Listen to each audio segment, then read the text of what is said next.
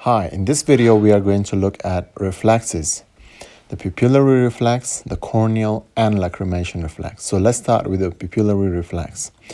So here we draw the eyes and the optic tract.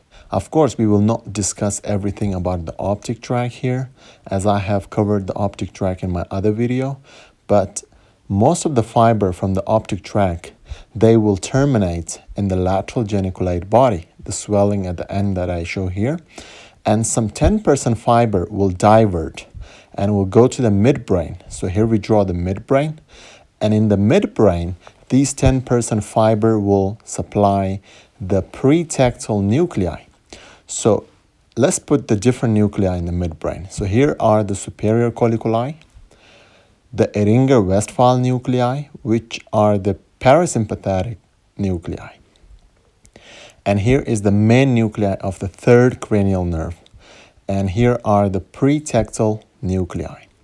So, if you put the light in a person's eye, this light will be received as a stimulus and will be converted into action potential. And this action potential will go down the optic tract to reach to the midbrain, where they will give the fiber to the pretectal nucleus. And one pretectal nucleus stimulated will result into stimulation of both Ehringer-Westphal nuclei. So it doesn't matter which eye you throw the light in. If a person has a normal system, will get to stimulate both Ehringer-Westphal nuclei. Now, the Ehringer-Westphal nuclei sends the parasympathetic fibers along the third cranial nerve. Now, I have covered the third cranial nerve in detail in my other video. So the third cranial nerve gives the fibers or the nerves to the extraocular muscle, but the parasympathetic fibers which were going along the third cranial nerve will terminate in the ciliary ganglion, and the ciliary ganglion will give the short ciliary nerve, so which will give it to the constrictor pupillae. So here we draw the constrictor pupillae, the round muscle. So this is the constrictor pupillae, and it helps you, or when it's stimulated, it will constrict the pupil and make it smaller, called meiosis. So in the other side as well, here is the parasympathetic fibers, and here is the ciliary ganglion. And the ciliary ganglion will give the short ciliary nerve to the constrictor pupillae muscle. You throw the light, you get to stimulate both Ehringer-Westphal, and it will constrict the pupillae and make it smaller, which is called meiosis, on the direct eye that you are throwing the light, as well as on the indirect eye, right, which is called the consensual pupillary reflex. So if we look at another diagram here and throw the light in a person's eye and then create a lesion, or let's imagine there is a lesion in this person's eye in the optic tract, this lesion will not allow the action potential produced or the light stimulus to be received and taken to the pretectal nuclei, and it will result into not stimulating the Ehringer-Westphal nuclei, and the pupils, they will not constrict, means they will not react, they will remain the same, right? So they will not constrict, right?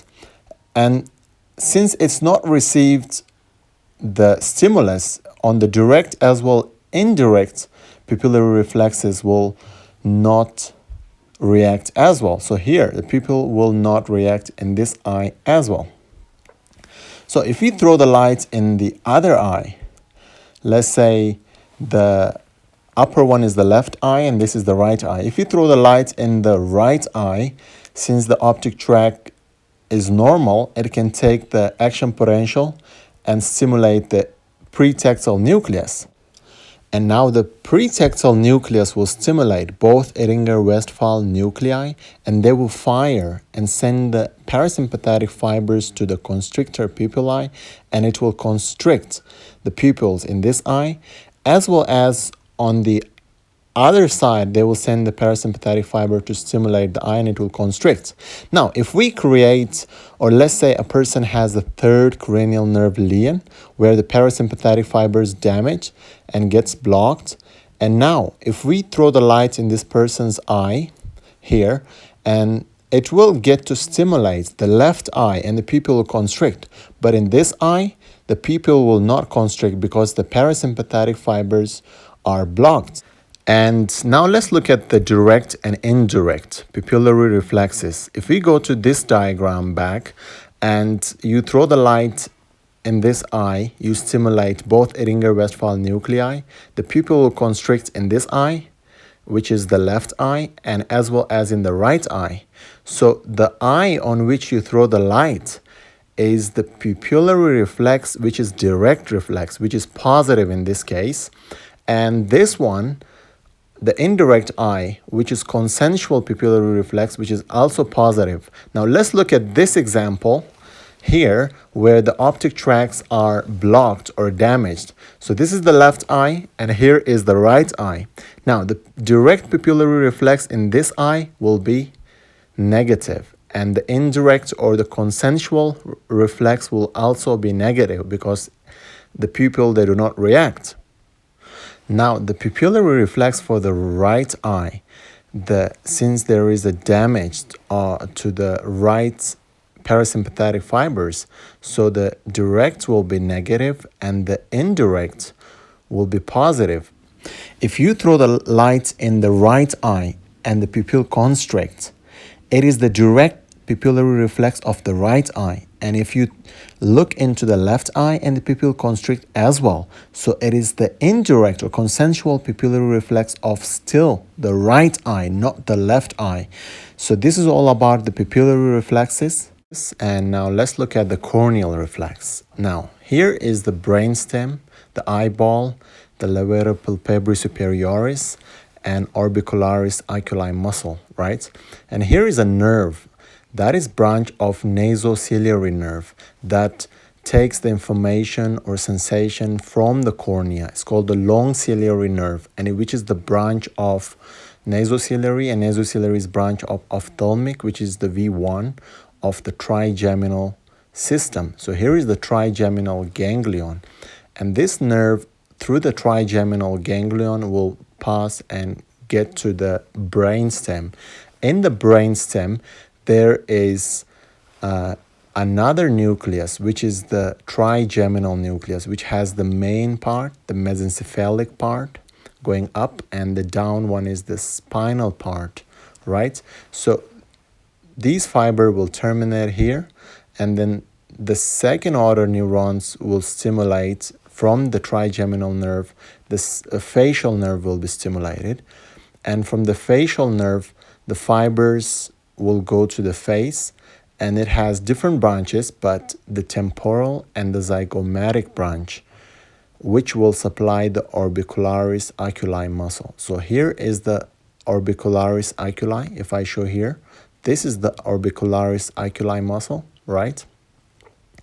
And these nerves, the temporal and the others, they will supply this muscle. So if there is an irritation to the cornea, it will be received by the long ciliary nerve through the ophthalmic and will get to the brainstem, stimulate the facial nerve, and the facial nerve will send the stimulus to the temporal and the zygomatic branches, which will stimulate this muscle. The muscle will constrict and it will help you close the eyes or blink. That's how the corneal reflex work. And it's the mechanism and the muscles and everything. So now let's look at the lacrimatory reflex or the lacrimation reflex. Here is again the eyeball, and here is the conjunctiva on the eye or cornea area, right? So this is a transparent membrane.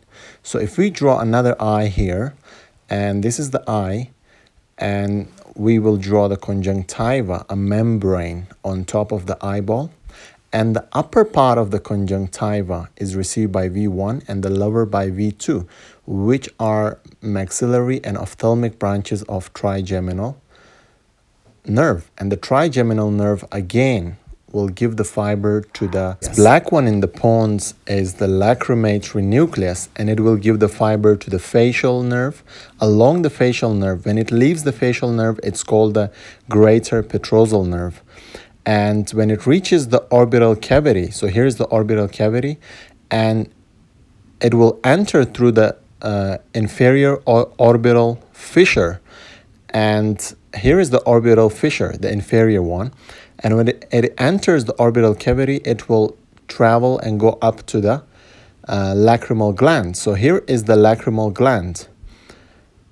And this fiber will supply this gland. If there is irritation to the conjunctiva or the cornea, if it's the upper part, V1 will receive, and if it's the lower part, V2 will receive, which are the maxillary and ophthalmic branches of the trigeminal, and it will get to stimulate the lacrimatory nucleus, and the lacrimatory nucleus will stimulate the lacrimatory gland, and the lacrimatory gland will produce the lacrimation, the tears, right?